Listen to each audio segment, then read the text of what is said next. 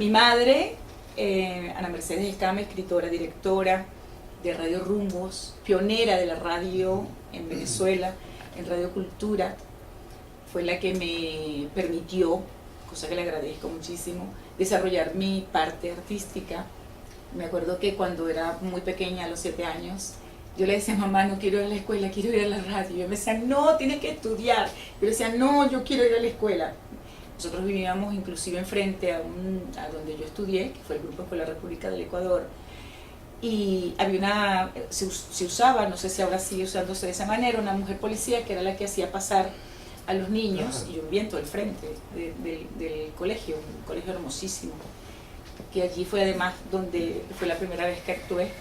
Tenía apenas 6 años, 5 años más o menos, en el kinder de mi colegio, y después el primer grado. Después seguí allí haciendo teatro, que los actos culturales, y se hacían obras de teatro allí. Y afortunadamente pues tuve la suerte de que mi madre me apoyó en ese sentido y que pude desarrollar mi carrera, cosa que hoy en día pues es una bendición, realmente una bendición. Y por supuesto de la mano también de mi hermano Alexis Escame, que los dos estaban allí, que además fue también un gran actor dentro del proceso de crecimiento.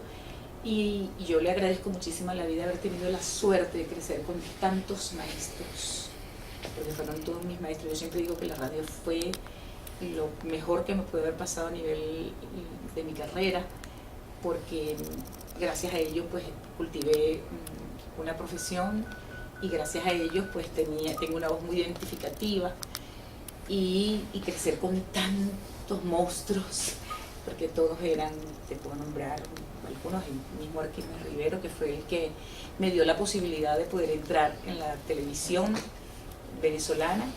Eva Blanco fue una de mis maestras, Yolanda Méndez, que cada vez que la veía, porque era una imagen que nunca olvidaré, siempre tendré en mi memoria, Gladys Hernández, Luz López Puente, Milagros del Valle, o sea, tantos que ahorita Rosita la iba a nombrar ya, y además nacimos en el mismo día, y también fueron las grandes personas a las cuales yo admiro, respetaré, y para mí están grabadas en mi memoria totalmente.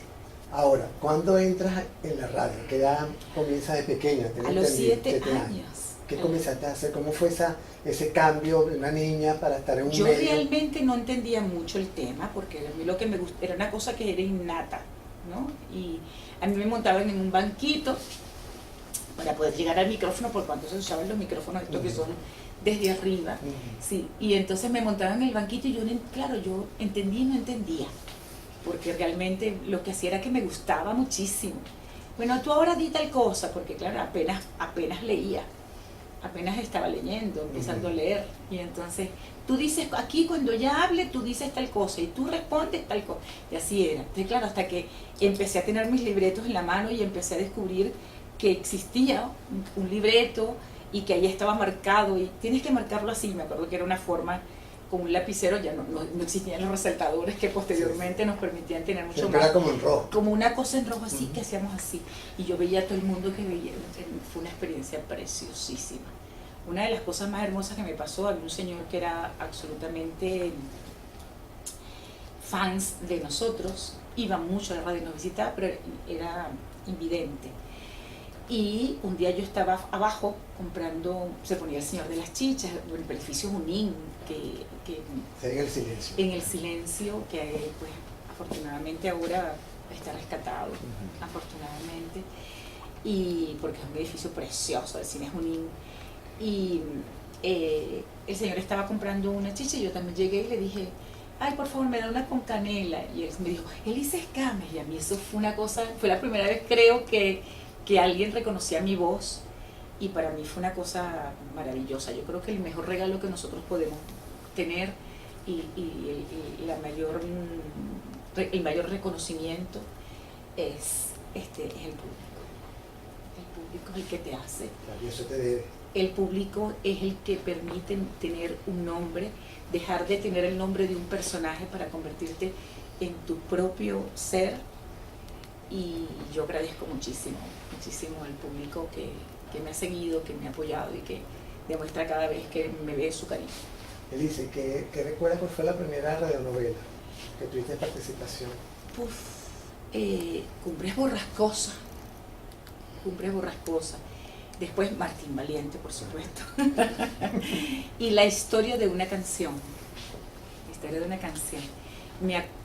Muy vago porque yo tengo una cosa que no sé si es beneficioso o no, pero que borro. Es que me han pasado tantas cosas que de repente, por ejemplo, me pasó que cuando llegué ahora, donde estoy radicada en este momento, por ahora, cuando llegué y me hablaron de Cristal, de la telenovela Cristal, entonces pues fue sacar como del baúl de los recuerdos una cosa que no me acordaba ni cómo se llamaba mi personaje. Después empecé a hacer la televisión con 17 años y de ahí no paré. ¿Cuál fue tu primera novela? Sacrificio de Mujer, dirigida por Román Chalbó, imagínate, qué privilegio. Doris y Raúl Amundaray. Doris y Raúl Amundaray y Oscar Martínez. Después de allí trabajé con Marina Baura, con José Martina, con todos también, con todos esos actores que tenían una... A mí, yo he tenido el privilegio de poder ir con la parte contemporánea del crecimiento actoral. No me he quedado en el proceso de antes. Empezó a marcar en ese momento en la televisión la naturalidad.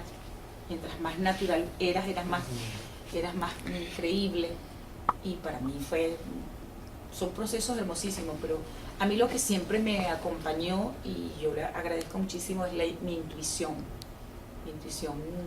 más que ninguna otra cosa. Luego, ¿qué otras novelas? ¿Estabas en RCTV? Estaba en RCTV, yo comencé en RCTV. Más o menos, ¿te recuerdas qué novelas participaste? Me imagino que son como más de 60. Bueno, yo te digo que he tenido Mariana de la Noche, no creo que eso fue en Venevisión. Sí, porque ahora vamos para Venevisión. Hice también una de las cosas que hermosísimas que me tocó hacer en televisión fue Pobre Negro, la segunda versión. Hice Roberta no, esa se llamaba... Roberta fue la segunda versión, ahora no me acuerdo cómo se llamaba, esta memoria selectiva que ahora no tiene. Que la hizo hice Leonela, hizo fue Radio Caracas también, fueron novelas que marcaron. Creo que yo noté nada más la del Canal 4. Cristal. Esa de escrita.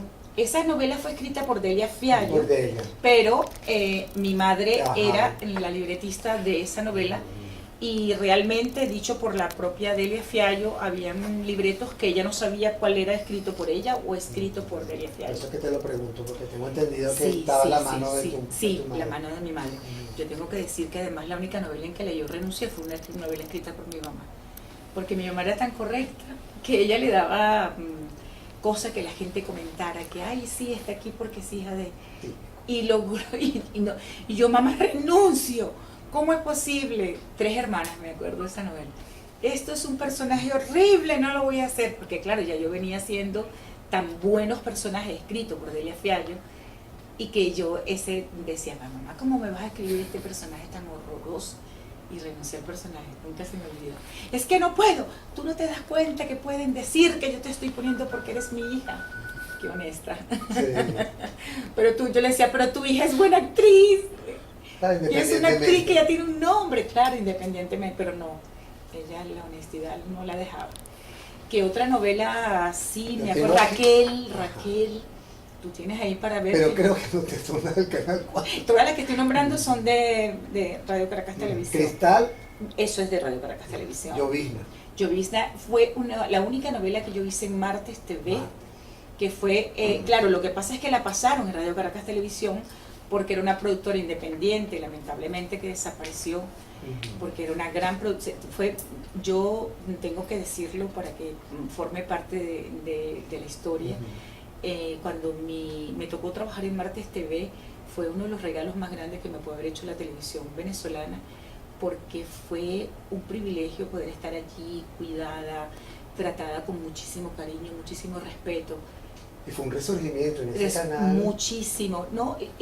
Las producciones que se hacían en ese momento en Martes TV fue lo que logró que Radio Caracas volviera otra vez a estar, porque Radio Caracas hubo un momento en que se dedicó a hacer cosas que realmente pues no tenían la calidad ni el valor ni a nivel de guiones ni actoral. El norte en un momento. Perdió su, bueno, yo creo que el norte y el sur. Sí.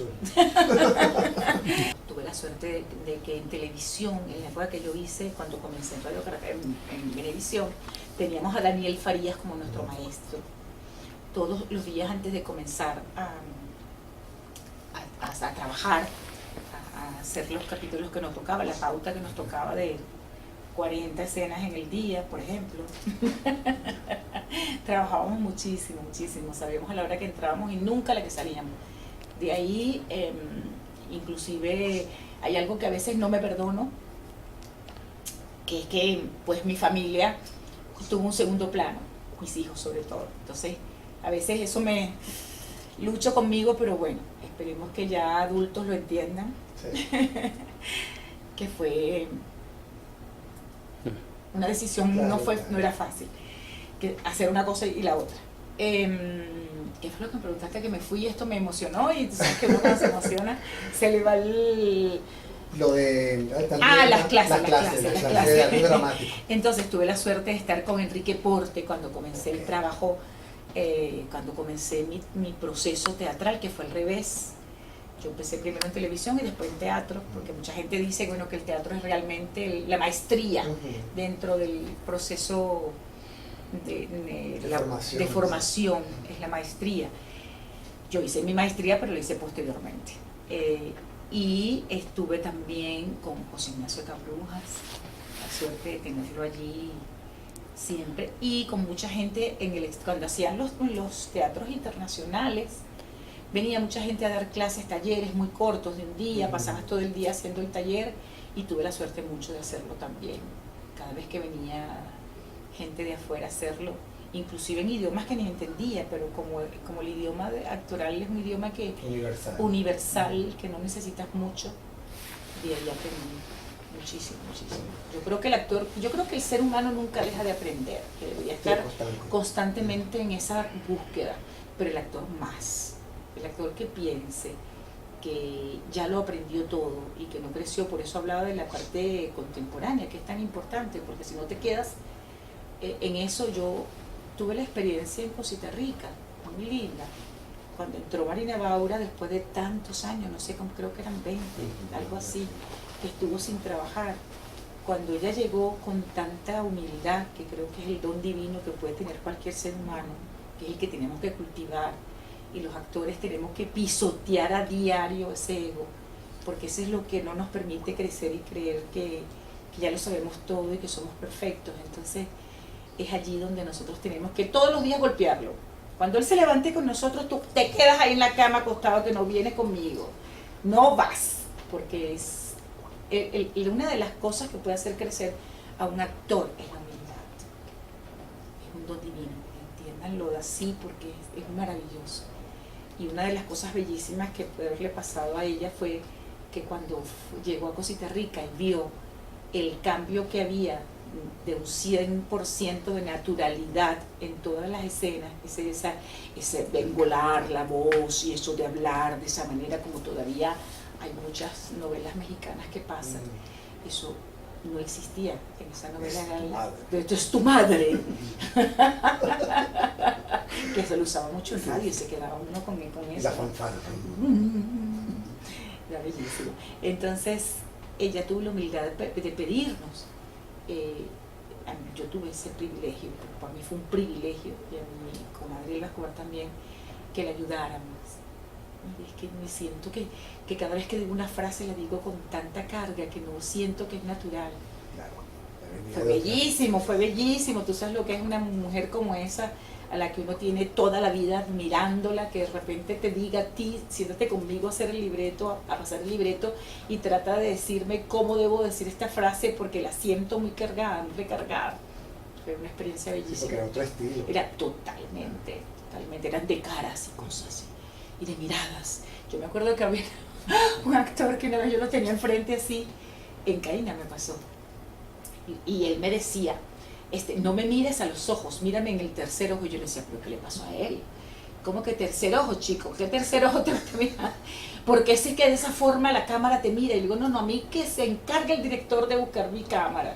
Yo no estoy buscando, yo no fui actriz nunca de buscar cámaras, nunca. De pose. No, y de voltear. Habían actores que te volteaban para tener el mejor plano.